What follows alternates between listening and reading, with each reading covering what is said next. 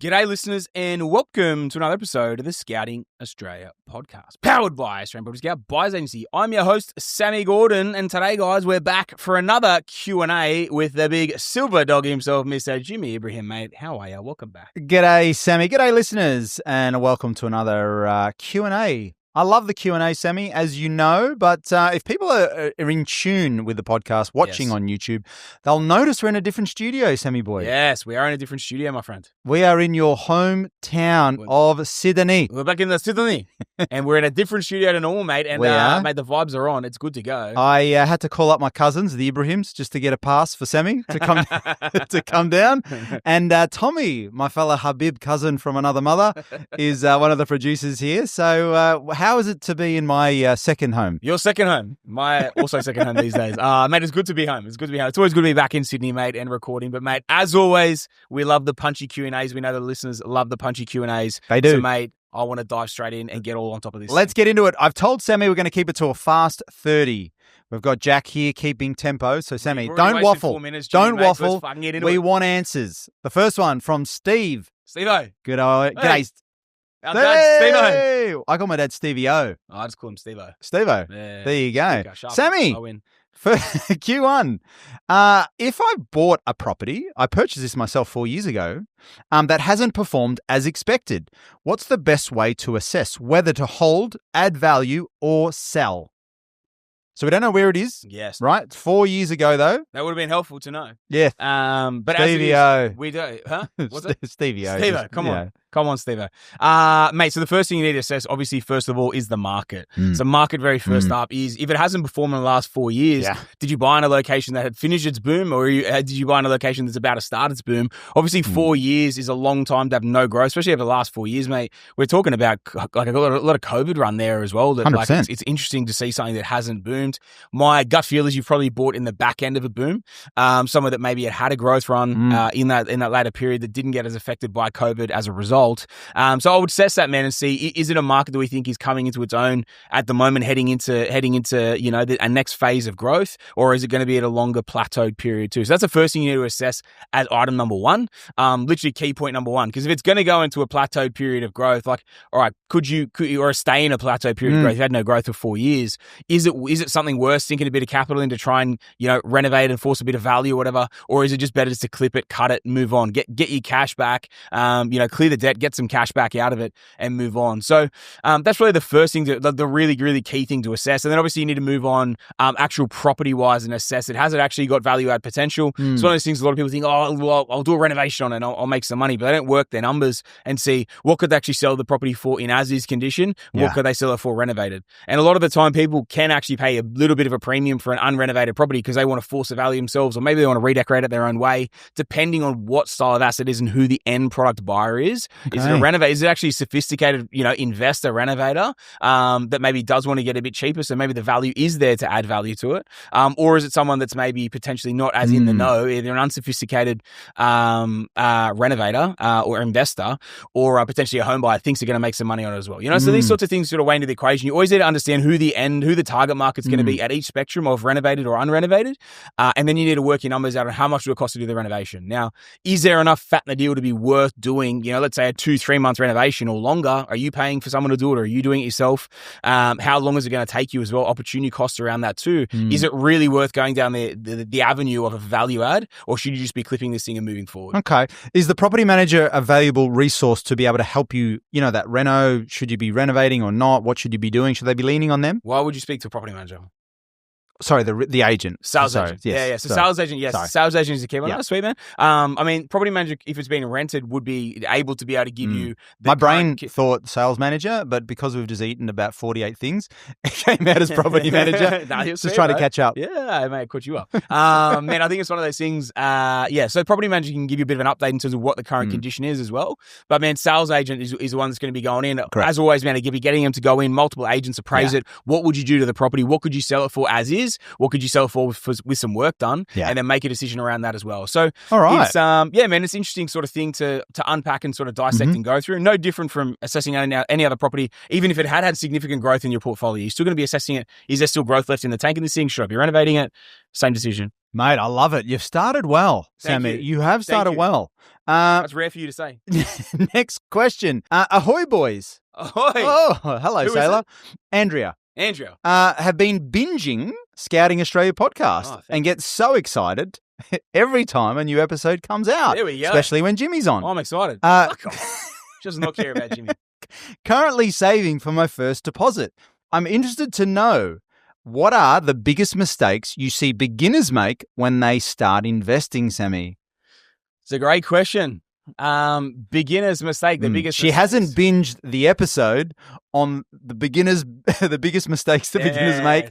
Check that out, Andrea. Yes. Look it up. Was it 0 to... No, I think there was beginner. It was common investing mistakes. Beginners, intermediate, and advanced. Yeah. Beginners. So go back and find the beginner one of common investor mistakes. Yeah. That's a great episode to start in. The biggest mistake we see people make is they rush out and buy the first deal. So it takes them 3 years to save their first deposit, and then they go and rush out and take them 3 years to save first deposit and buy the first property that they see. Yes. So like the research component should really come in on it. Like, are you going to use a buyer's agent? If you're going to use a buyer's agent, even researching them, but then also starting some research on markets yourself as well, and really trying to gain an understanding around that too, so you can feel comfortable either whether you're going to go source it yourself or whether you're going to use a buyer's agent for those services too. So I think that's really important to build that knowledge base, build that understanding. If you're going to buy it yourself, try and get through as many homes as you can in the 6-month period, maybe leading up to when you're going to have your first deposit together. Yes. So you have a really good market understanding.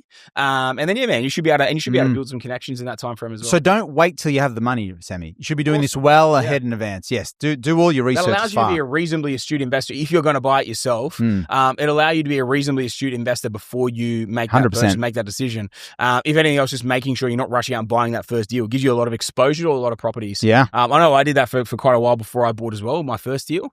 It allowed me to know intrinsically what market value was on the style of assets. And just, even if anything, just be able to spot a good deal. Yeah. That's really the biggest mistake. Buying where you live? I think it all comes down to the buying. It's incorrect buying is typically the biggest piece, because your first property is so important in terms of setting up for the rest of the portfolio. So if you purchase the incorrect asset, it's going to have a pretty significant impact across the rest of your portfolio as well. It was funny, I recorded a podcast this morning with one of our brokers, and he was interviewing me, and we're kind of talking about it. And he reckons he set himself back a decade by his first 3 or 4 properties he bought, just being incorrect purchase. He bought off the plan. They took ages to come to completion. They undervalued. So he lost all this time, 4 years waiting for them to settle. They finally settled. It was down in value. He had to cough up more money to settle it. It was just a disaster from the outset for him to buy those assets. Wow. So instead, if he'd bought the correct assets, he would have compounded his journey so much sooner too. So it almost always comes down to that first purchase, just making sure you select the correct asset. All right, well done, Andrea. Keep listening. Next question from Wade. Big dogs, plural. Not just you. Not just you. Not just you. Big dogs. When you say buy below market value, what does that actually mean in practice, Sammy boy? How do you know if you are truly buying undervalue in the current market? Mate, it's a great question. And I think a good buyer's agent that understands buying below market value should have significant exposure to a market to understand what different suburbs are. Let's say you're in a council, then you drill down to a suburb, then you drill down to a street, and then you literally drill down to sides of a street, right? And what properties in that street sell for, being 3-bed, 1-bath, 2-bath, 4-bed, 2-bath, all the rest of the sort of thing, brick, weatherboard, fibro, what all that's worth. That's a skill set that takes time to learn. If we rewind one question to Andrea, the example around doing your research and your DD for 6 months before you buy in a market, that amount of exposure and due diligence in a location to price point, street, suburb, everything, that will give you the understanding of what market value is in an area. So let's say you know that a 4-bedroom, 2-bathroom home in a certain area is worth $600,000 in a certain suburb, and let's say 3 pockets of that suburb are all very similar. You might have a pocket, that's maybe 100, 200, 500 homes, something like that in a specific pocket. That might be all 4x2s or maybe all 3x1s. Your values will intrinsically be very, very close. The one differentiator that a lot of people get wrong is they go, oh sweet, well I'm in the same pocket it's a brick 4-bedroom, 2-bath. So, if I can buy my one at 600,000, this other one just across the road just sold for 620. So mine must be worth 620 because it's a 4-bed, 2-bath in the same pocket on the same street. So I've outperformed the market. I bought a 20 grand discount. But was yours a stock standard specky style 4-bedroom, 2-bathroom home at 150 square meters? And the one down the road is a 4-bed, 2-bath, 3 living area, theater, pool, patio, alfresco, disco room, what's in this house? Like they're the sort of things you need to really be able to dial into. And are we comparing apples with apples, or are we comparing, a donkey with a goat? You know what I mean? Like, are they completely different things? I'll talk about donkey versus the goat, like greatest of all time. You know what I mean? Like that sort of disparity. Maybe that wasn't a great analogy. I don't know. But man, you know what I mean? Like what's the disparity between the deals? Yes, you have to be comparing apples with apples in this scenario. So that's where it drills down all the way down to that base level. So you understand, okay, sweet. Both of these homes are that 150 square meter specky style 4-bedroom, 2-bathroom, 2 garage, similar floor plans. You've just got a dining and a living kitchen. That's it. That's what you get in a very tightly compacted specky built 4x2x2 at 150 to 200 square meters. Is that the asset? And are we comparing like for like? And is that asset selling consistently for 620,000 on average, and you're able to pick up 600? Or is there a massive disparity? Because if you base it on that, and then you pay 600 for your specky, and the disco ball 300 square meter house is selling for 620, and you bought yours for 600, and it's twice the size of yours, you might be paying 50 grand above market. Market value for yours might be 550. So you can't just look at those basic specs and suburb and land size. You have to really take everything in on that deal. It can even be fit out. You may have exactly the same home, but one's been fully renovated and one hasn't, or one may be like really decrepit, one's normal. You know what I mean? Like you have to understand that. And there's so many different levels to the valuation game that come into it to ensure that we're valuing deals correctly. And APS has a massive valuation. Like we have a large valuation team that runs through this and run over this all the time. And everything literally is a firewall of getting through those guys from a deals perspective to ensure we're valuing like for like. So the valuations and the below market value discounts are as accurate as possible. Yeah, brilliant. Very comprehensive. You started on fire, Sammy. Well, mate, we're talking about evaluation. You know what I mean? We're talking about valuing property. We're talking about buying below market value. Yeah. We're talking about a literal valuation that most valuers have to go to school for 3 years, or so go to university for 3 years to get their ticket to be a valuer. Like I just condense that down to effectively, a 5-minute explanation of what they would drill into for an hour assessing a property, even going into it, all the rest of it as well. So there is a lot to it, man, rather than just being a straight, it's not a simple direct answer, which a lot of people, they do the surface level, they do a 30-second comparison or literally just a visual 5-second comparison when it could be so much. Yeah, 100%. Andrea, if you were listening to that question as well, geez, you would have taken a lot of value from that. All right, moving on to Big Pete. Big Pete. Sam and Jimmy, thanks for your time. When should an investor start thinking about diversification across states? Is there a limit you would look to purchase in one particular market? Diversification is an interesting thing, and like a limit to one market, it's an interesting question because it really comes down to and depends on the individual investor. It always does. You mean their risk or their appetite or where they're at right now? Okay. So I don't really care about risk or appetite or anything like that. In all reality, if one location is the best location to invest in Australia for a 5-year window, which is never the case, but if that was the case and you bought 10 properties in that location over a 6-month, 12-month, 5-year window, whatever it is, if that's the best location in Australia to invest in, that's got the best prospects for growth, I wouldn't care if I built my whole portfolio out in that. Yeah. People like to diversify for the sake of diversification. You have to be extremely wary of that. Now, if you had no properties in the portfolio and you were winging it yourself, maybe diversify in case you're getting it wrong. But if you're not, if you're using someone that's got runs on the board and consistently runs on the board that are proven performers, and they are telling you this is the place to buy into right now, and this is going to give you the best return over the next 12, 24 months, whatever it is, I would have no issues with doubling down on that. I personally do that. So when Brisbane, 2019, 2020, halfway through 2021, when he was starting at cycle and really starting to rock and roll, man, I probably bought about 25 to 30 properties in that market. Perth, late 2020 through to like mid 2022, so like over an 18-month window. I probably bought in the vicinity, I would have bought the same thing, 25 to 30 properties. There's a recent location that we entered mid 2024. that when I did the research piece on it, and it was a market that a lot of people didn't want to touch, the way that I knew I was going to build a lot of confidence in our clients and our investors' portfolios was by saying, I'm going to buy at least 10 properties here in the next 6 months. I ended up buying 22, I think it was 21 or 22 properties. I think it was a 9 or a 10 month window in that specific, secret sauce sort of location at the time. And yeah, man, it's just like, it's all relevant. Like, again, to diversify for the sake of diversification, I could have been like, okay, so in that 20 properties, I'll go spread 5 of them, I'll buy 5 in 4 different locations. But instead, I bought a location I knew was going to give us the best result. We saw, in a ensuing 12 months after I stopped buying in that location, 40% capital growth in that time frame out of one location in 12 months. There's not a location in Australia that performs that same way, and there's still a lot of growth left in the tank. So it's like to buy elsewhere is literally to diversify for the sake of diversification. Now, yes, I'm at a different point than most people in their portfolios, but that doesn't mean it doesn't apply whether you're buying 20 or 2. You're going to buy 2, and there's someone that's just clearly the outlier as the best location in Australia to buy right now. Buy in that location, buy 2 of them in that location, double down. So that's the way I would look at it, man, and that's the way that I would roll the dice and play the game. Don't diversify for the sake of diversifying. Definitely be open to being an interstate investor, borderless investor, and man, play the hand you dealt. If there's a specific market that's going to outperform everywhere, go there. You do swing for the fence once it's in your sweet spot and it makes sense. Then you do have a good hard crack at it, right? Yeah, man. I mean, when I select a location, I'm willing to, especially if I'm about to put clients' money in there. Like I want my money to be in there as well. Put my money where my mouth is. And man, if I believe wholeheartedly in a location, I'll buy 20, 30 properties there in 12 months. The irony is for most people, if they did try and diversify, if they got the market right, they'll look back and think, I should have bought more in that market. Always. So it's actually countering. Even I do it, bro. I buy 20, I was like, fuck, I should have bought 40. You know what I mean? Like in reality, like it's I think funny. Of Perth, I think I missed out on that. I didn't buy as many. You got 2? Just 2, yeah. Yeah, I so remember. It was a silly mistake.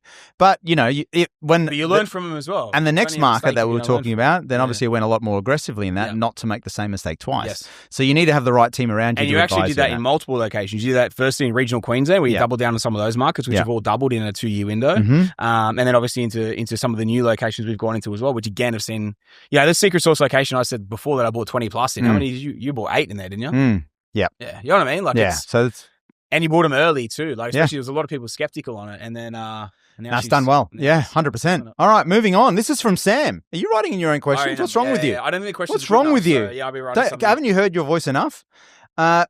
Considering it's your voice reading it out, yes, I've heard way too much of that. This is from Sam. Okay.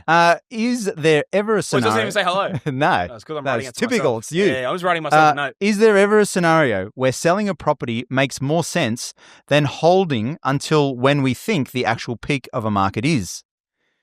Right? The next part of the question. It does sound like something I wrote. It's a good question. I have a property that is holding me back. Yes. But I know I could hold onto it and likely make more profit if I waited. The profit I get from the property wouldn't be quite enough to get into another deal. I'd love to know what you boys would do. Sammy boy. That's a great question.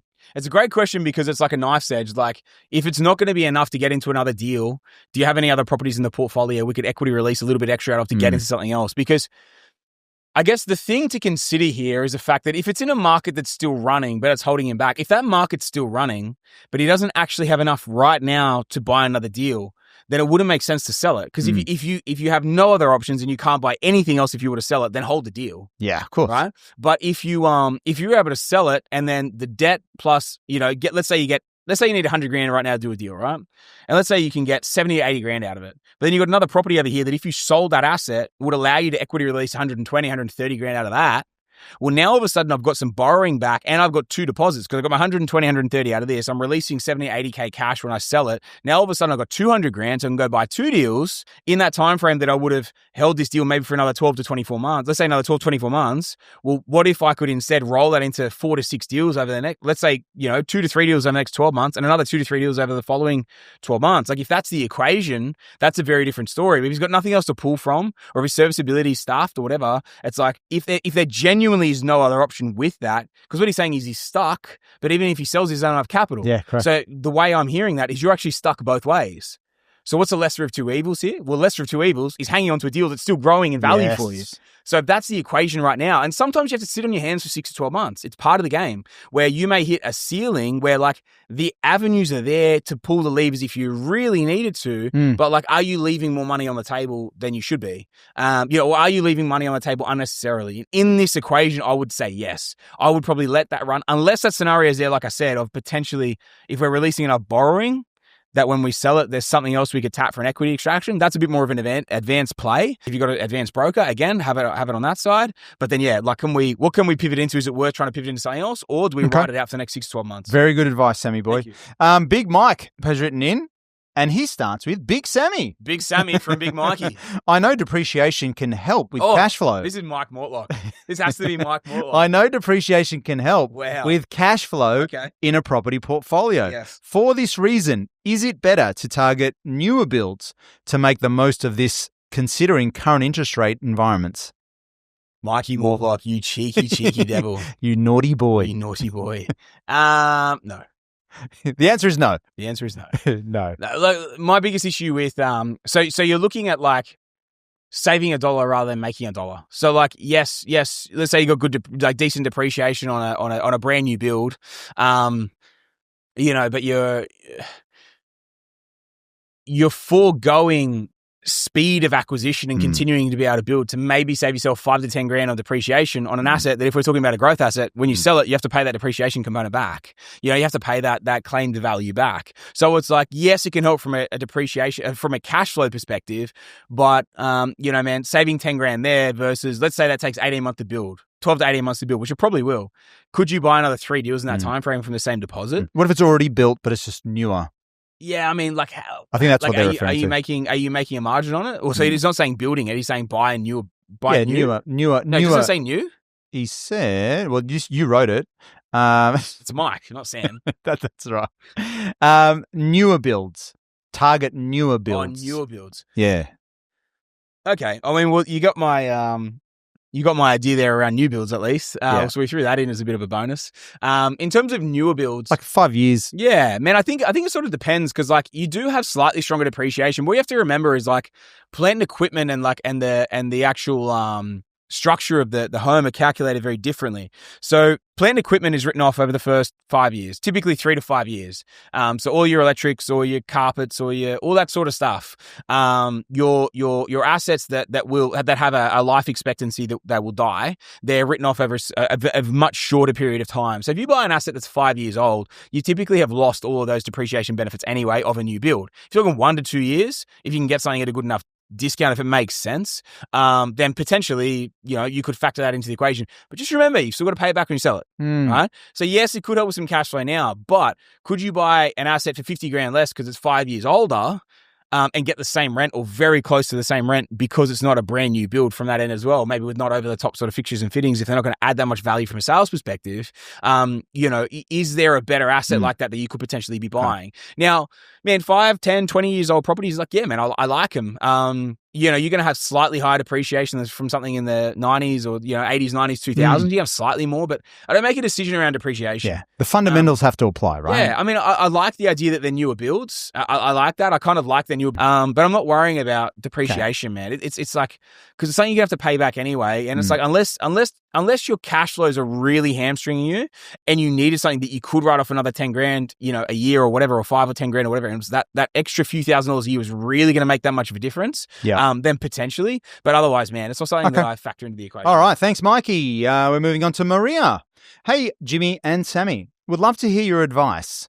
What's the biggest mindset shift you need to go from 1 to 2 properties to, say, 5 to 10? Keen to be on stage by 2030. How good's that?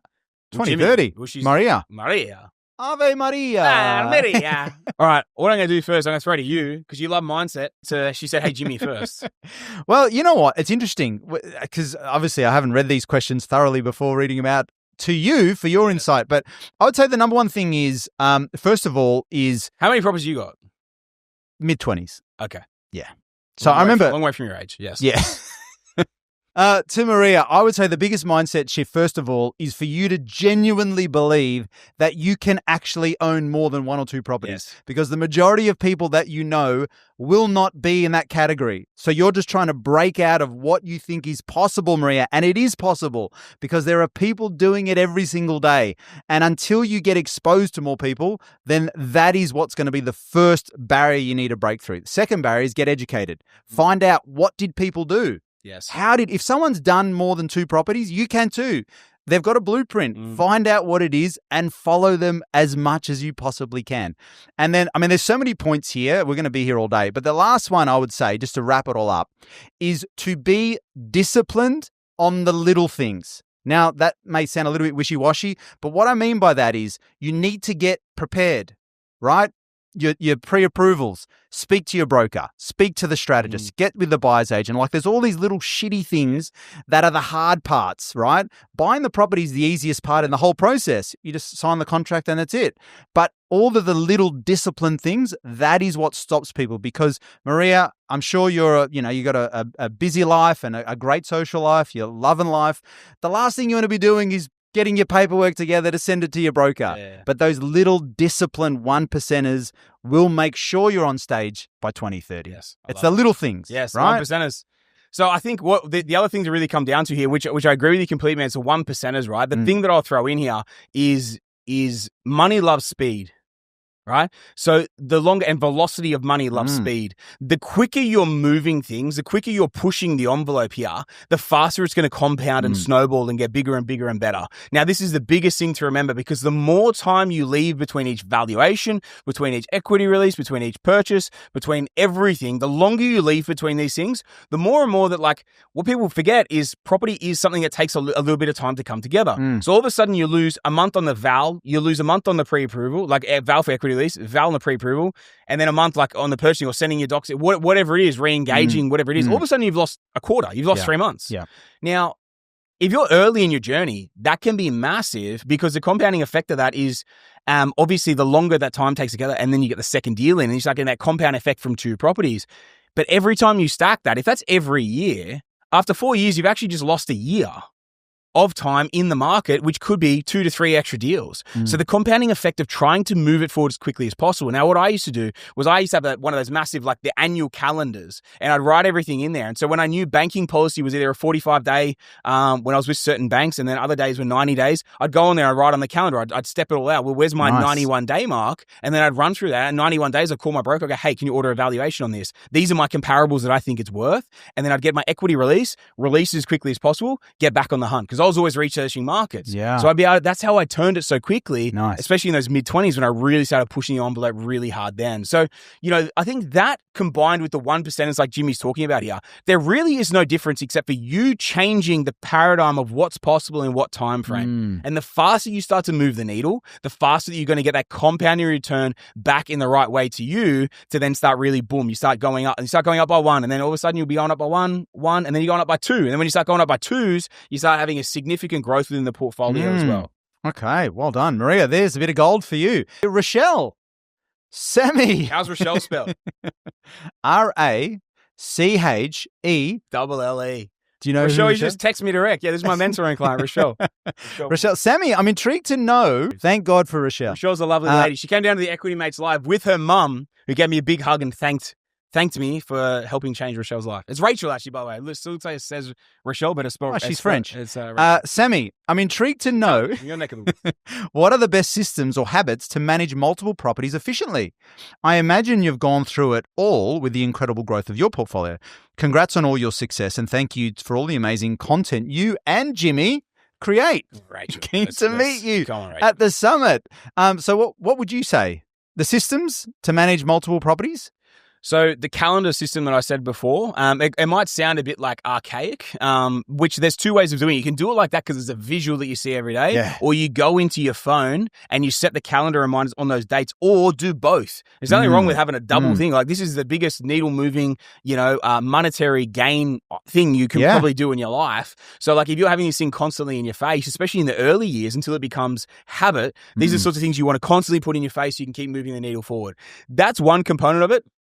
Second component is setting regular intervals of reviewing your own portfolio. Now, if you've got a singular property, reviewing it every week is probably a bit excessive. But once a month is an absolute minimum, I'd be doing it, unless you can make it slightly more frequently than that. But once a month, in that regard, reviewing your portfolio, a great time to do it is like the first Sunday of a month, because you normally get your property management statement on the first, second, third, something out of the month. Review the property management statement against the bills and what actually came in and out of your account. Yep. When you're early in the portfolio, you really want to make sure you manage that, because every dollar counts. 100%. And it creates a great habit for moving forward over the long term as well. Yeah. The final piece that I would throw in there as well. So first one being calendar, map everything out, whether it's in your phone, on the wall, or both. Second thing being making sure you're tracking your portfolio consistently, whether you're at 1 properties, 10 properties, whatever. Create the habit to stay in front of this thing long term. Third thing, which I really wish I had this when I was younger as well, was the school of property, which most people listening to this, a lot of people listening to this have school of property.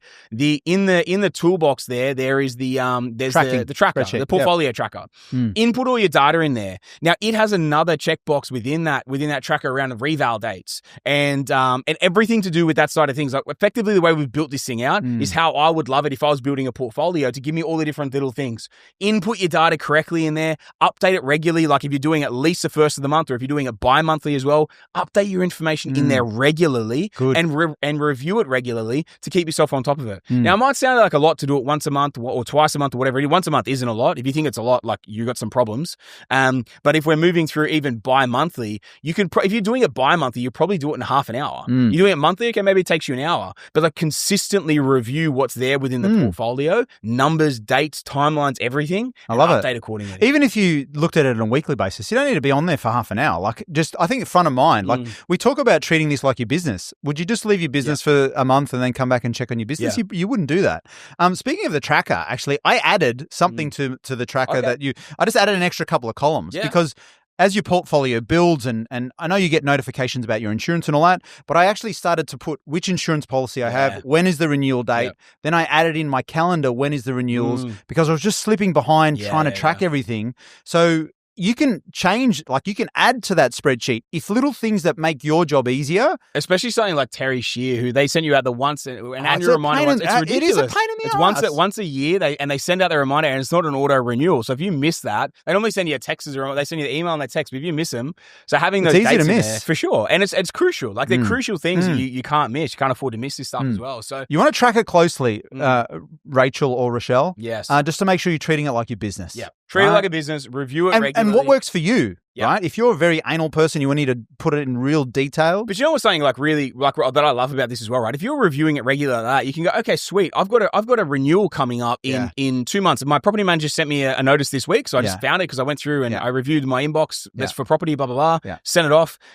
They told me that in 2 months it's coming up. I've hit them back and gone, hey, what do you think? What do you think market rent is on it? But in that time frame of you going on looking at it as well, you're, okay, sweet. I can see that coming up. I'm going to have a look what's on market, what things are leasing for, what fair market value is. Okay, sweet. I've got it at 480. At the time, market value was 500. Now market value is 550.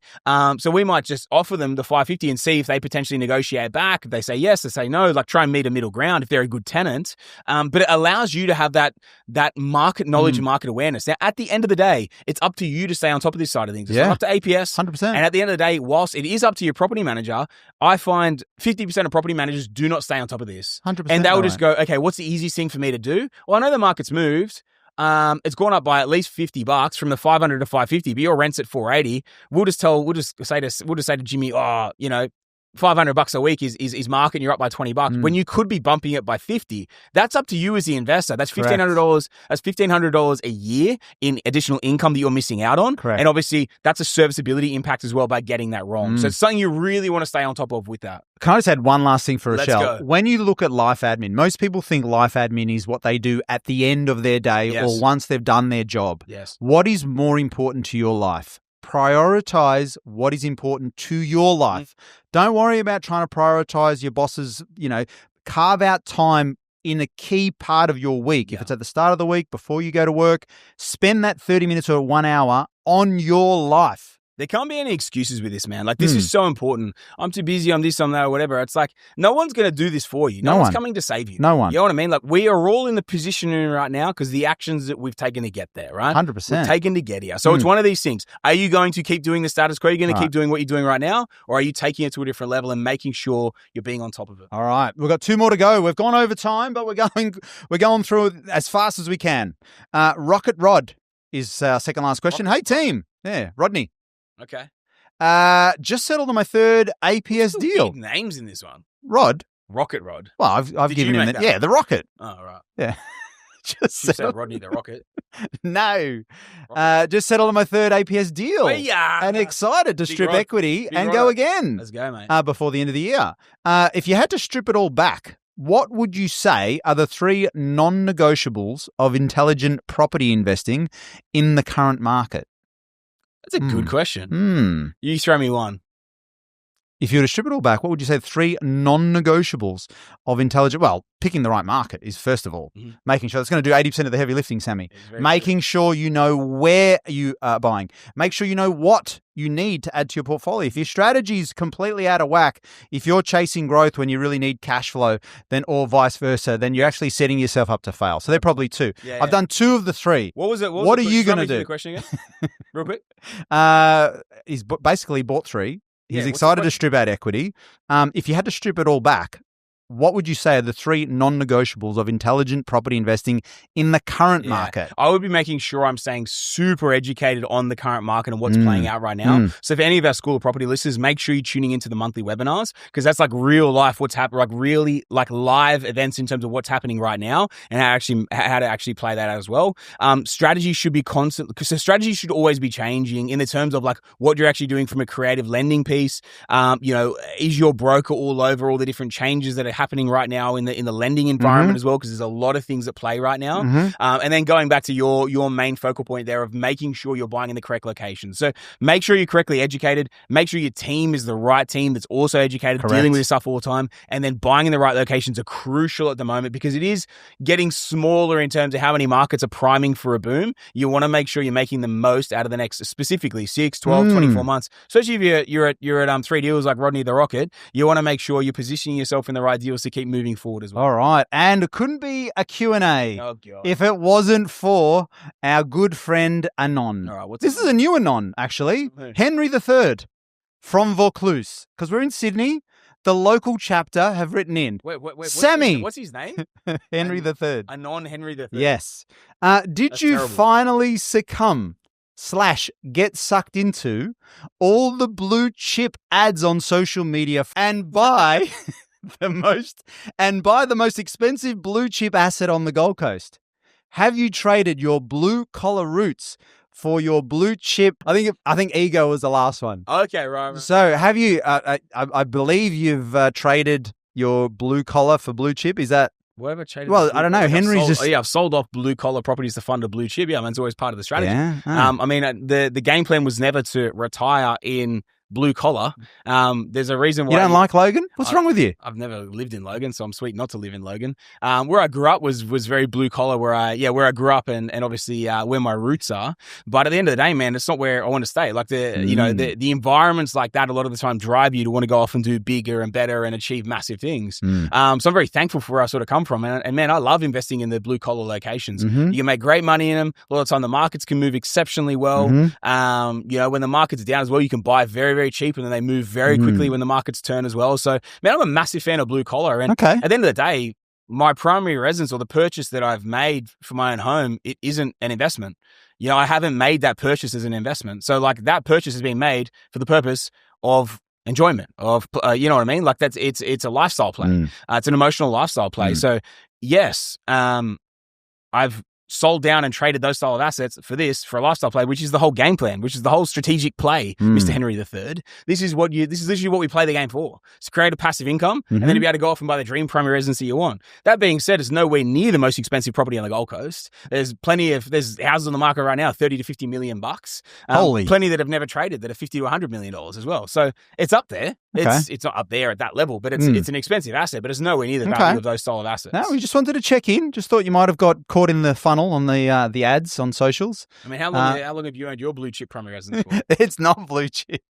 It is definitely not blue chip. But anyway, that wraps up our Q&A, Sammy boy, from the Sydney side. Where are we? In Woolloomooloo. Woolloomooloo. I don't know. I think we're in Woolloomooloo. But yeah, man, it's yeah, we are. Yeah, man, it's been good, mate. It's been good. Punchy episode, man. I hope people took a lot of value out of it. As always, Q&A's getting back to listeners on their questions. So Jimmy, thank you for joining us as always. Thank you, Sammy. Listeners, thanks for tuning in, as always, to another monthly Q&A with Big Jimmy and myself. If you took some great value out of the episode, I want to ask a special favor. If you haven't jumped on and left us a 5-star review yet, make sure you jump on there on your favorite listening platform, leave us a 5-star review, and while you're there, hit the follow, subscribe button as well on your favorite listening platform. And until next week, guys, that's another Scouting Australia podcast.